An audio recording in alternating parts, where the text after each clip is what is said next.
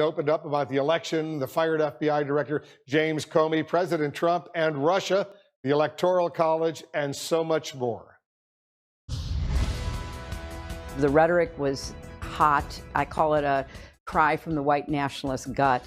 You were wishing you were anywhere else but there. Anywhere else, Bali maybe.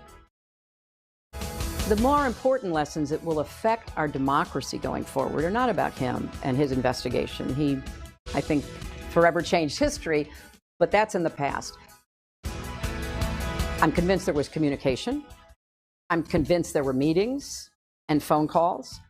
I'm convinced that there were financial entanglements. Let's wait to see what it's called.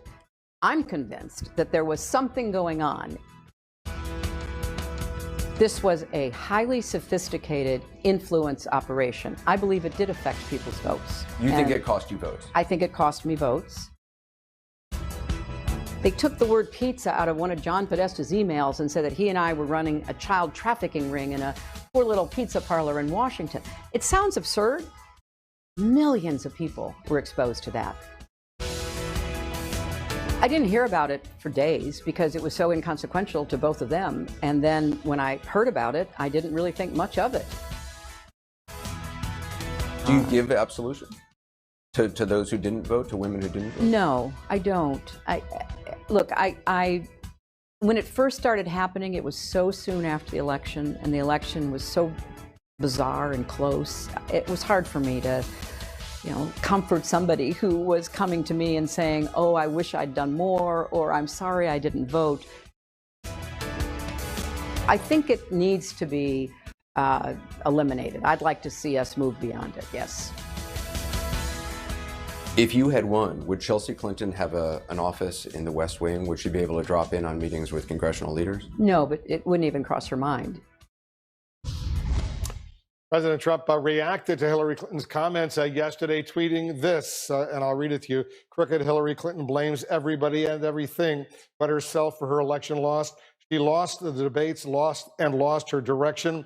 The deplorables came back to haunt Hillary. They expressed their feelings loud and clear. She spent big money, but in the end had no game. Hillary Clinton responding today with her own tweet saying, quote, if you didn't like that book, try this one. Some good lessons in here about working together to solve problems. Happy to send a copy. And as you can see, she included a photo of her book, It Takes a Village. A lot to unpack right now. Joining us now to do that, our senior Washington correspondent, Brianna Keilar, as well as Susan Page. She's the Washington bureau chief for USA Today. Takes a Village, one of her earlier books. The new book is just out doing very well. I think it's #1 on the bestsellers list so far. So what did you think, Brianna? You've interviewed Hillary Clinton, spent a considerable amount of time with her over the years. I think I actually didn't spend a considerable amount of time, if I'm being honest, even though I covered her campaign, because there wasn't that much access that you might actually have with a normal candidate. So I've spent a lot of time observing her. But and my point to that is that she could have done things to have a better campaign. And here you see in her interview and you see in her book, there is a lot of finger pointing that is going around at James Comey, at people who just couldn't bring themselves to vote for her. And I don't think that there's necessarily the introspection, which is something that she's kind of chronically afflicted with. And we see that coming out in the interview as well as in the book. At the same time, I find the book fascinating because so often you have books from politicians and they're a little bit whitewashed, and now she's someone with her political career behind her. And I do believe this is very much how she feels. And so that is completely fascinating to me. You did an interview with her earlier in the week for USA Today, Susan. What was your reaction? Because a lot of people are saying in this book, she certainly seems to be a lot more forthcoming than she's been over the years. I've actually interviewed her for the first time 25 years ago in 1992 when I was working for Newsday and Bill Clinton was running in the New York presidential primary. And I've interviewed her many times since then. And what struck me about the interview this week was that she was less guarded. Now, she's not unguarded. She's not like John McCain. But she's less guarded than she's been in the past when I've talked to her, because I think she thinks she's not going to run for office again, and neither is her husband. So maybe she feels free to do that. I also thought she seemed sad.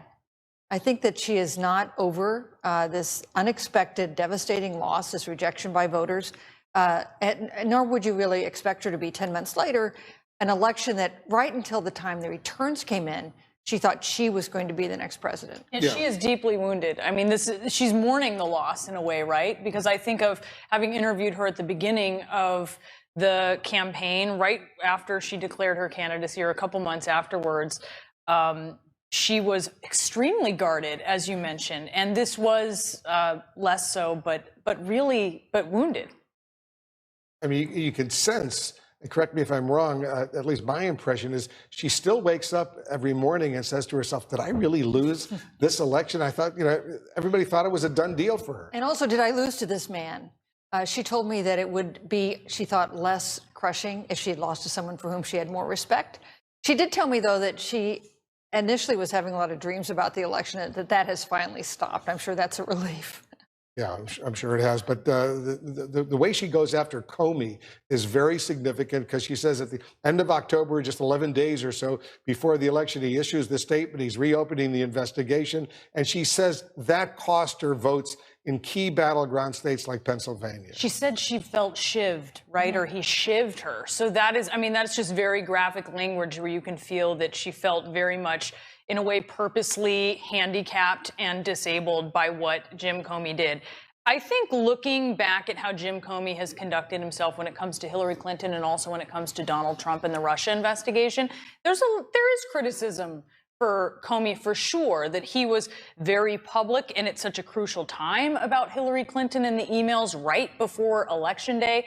And yet when it came to the Russia issue, he was very quiet about it. But that was not the choice made only by Jim Comey. That was also a choice made by President Obama.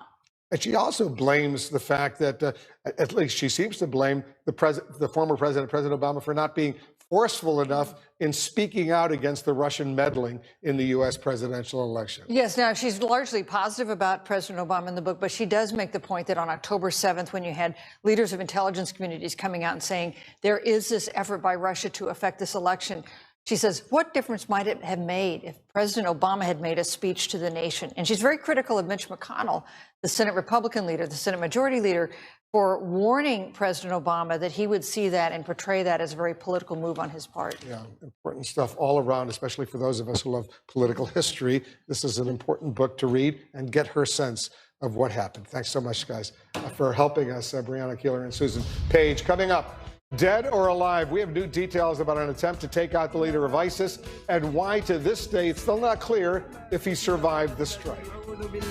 And investigators are now looking into all of the trips the Treasury Secretary of the United States has taken this year. Steve Mnuchin faces some serious backlash for asking that a government jet fly him and his wife to their European honeymoon. The request was eventually dropped in what is seen as the latest blunder involving the mega-rich couple.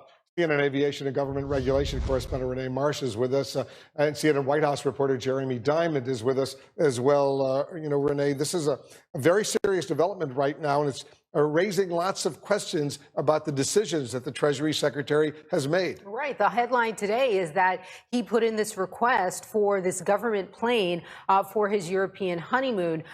This happened last summer. We should note that he withdrew that request, but the Treasury Department saying that the reason why he made this request was because he wanted to ensure he had secured communications during his travels with his new wife. They said it was imperative because he sits on the NSC, the National Security Council, and he's directly involved in issues, national security issues, as it relates to North Korea. All of that said, we know now that the Treasury Department's IG's office is looking into this instance. They're also looking into that case that we reported on last month, where he took that flight to Kentucky, made a stop at Fort Knox, and viewed the solar eclipse. So they're looking at that. But not only that, they're looking at all of his use of government aircraft. They're looking at all of his even requests for use of government aircraft.